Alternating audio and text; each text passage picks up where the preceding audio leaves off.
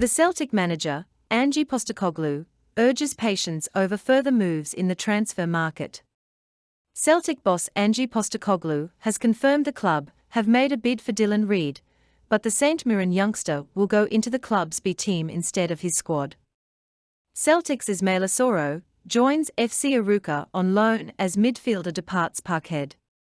Hart says Celtic will take on Europe's best on their own terms with the Champions League wait almost over.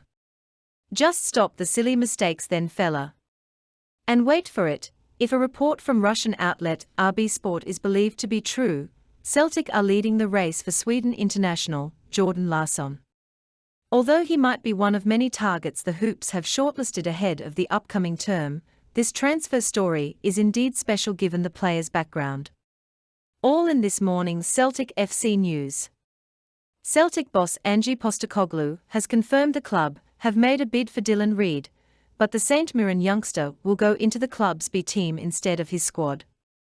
The Paisley youngster is also wanted by Rangers, but Celtic had a £125,000 bid accepted and the Ibrox side could look to match it over the next few days.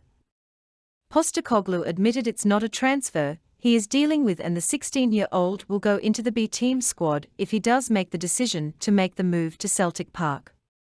But he's warned fans they'll need to be patient over transfers, and admits nothing is imminent, but does believe incomings will happen soon. Ismaila Soro left the club on Saturday night to join FC Arouca on loan, with an option to buy, and Celtic have signed 4 players over the summer. It's good to see the club are thinking longer term while facilitating Ange and his transfer wishes at the first-team level. Tommy McIntyre, Darren O'Day and Stephen McManus will all have a day in getting these players to a place where they can make a first-team breakthrough. A bid has been accepted, but as of yet, the deal isn't done. Jordan is the son of legendary Celtic centre-forward Henrik Larsson. The iconic Swede spent his best years at Parkhead, as he fired in 242 goals in 313 outings over a 7-season spell. Celtic FC are keen on attacking reinforcements, after bolstering their backline, and the former Spartak Moscow star is now back on the radar, thanks to his availability on a Bosman. Larsson progressed through the youth ranks of Barcelona and Högeborgs BK before breaking into the latter's senior side. His father was representing these two teams during that tenure, and the 25-year-old followed Henrik's footsteps once more by joining Allsvenskan outfit Helsingborg's IF back in 2014. He then left for Eredivisie side NEC 3 years later, but returned to his homeland with IFK Norrköping the next winter. An impressive scoring streak at Norrköping earned him a €4 million transfer to Spartak Moscow, where the striking ace continued to grow and flourish with goals and assists.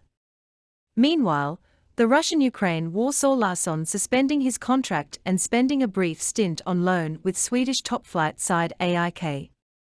Larsson had some unforgettable days as a kid when he watched his dad becoming an icon donning Celtic colours, and any future move was labelled as a dream while speaking to RT a couple of years back.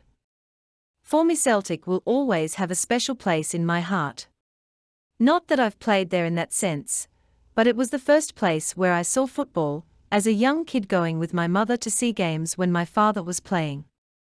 The Celts are currently well equipped high up the pitch, but gaffer Ange Postecoglou is keen on building depth by adding quality.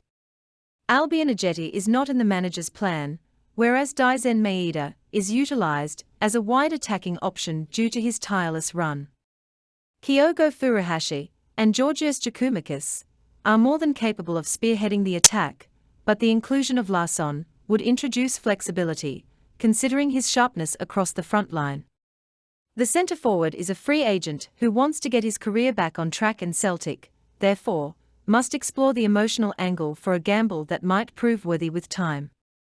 Hart says Celtic will take on Europe's best on their own terms with Champions League wait almost over. Celtic's wait for the glamour of top-level European competition has been a long one, with the fans deprived of those famous group stage matches at Celtic Park for 5 years.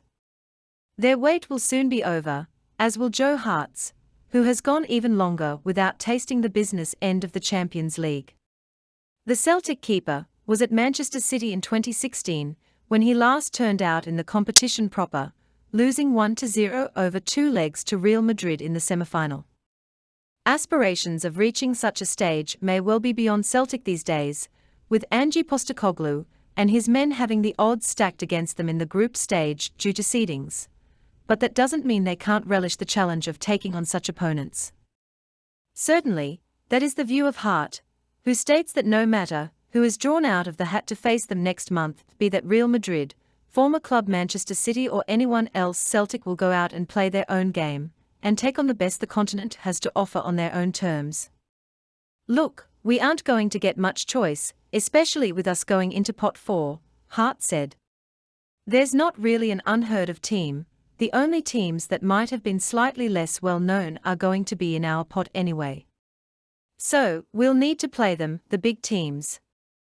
Look, of course it's where the club wants to be, but it is where it is. The Champions League doesn't exclude you, you either get in it or you don't. We've earned the right this year, so we're going to look to build on the fact we've earned that right and compete in it. It is what it is, there's no point complaining. We're in a business where money exists, so you don't moan about it, we get on with it. We've built the best possible squad we can with the best mentality, and we're going to play the best team football that we possibly can. However that ends, it ends with us walking in being proud of what we've done. With the team that Postecoglou is building at Celtic, Hart sees no reason why he can't add another couple of memorable nights to his European portfolio this season. The focus though, as always at the club these days, is on the here and now. Hart appeared enthused and rejuvenated as he threw everything into training at Celtic's pre-season camp in Austria, but that is pretty much how the 35-year-old has felt since he made the decision to come to Glasgow last summer. In the year just gone it was good enough to win some medals and put in some good performances, but I don't want to stop there. However much more there is to come from me, I want it to be at the highest level possible, and for me to be pushing myself to the limit. I've probably explored things that I've never had to previously explore under previous regimes. But I've always said, whatever the manager wants, I'll try my best to do. And that's what we're doing here. And on that note, have a great Sunday, Celtic fans all around the world. Roll up to the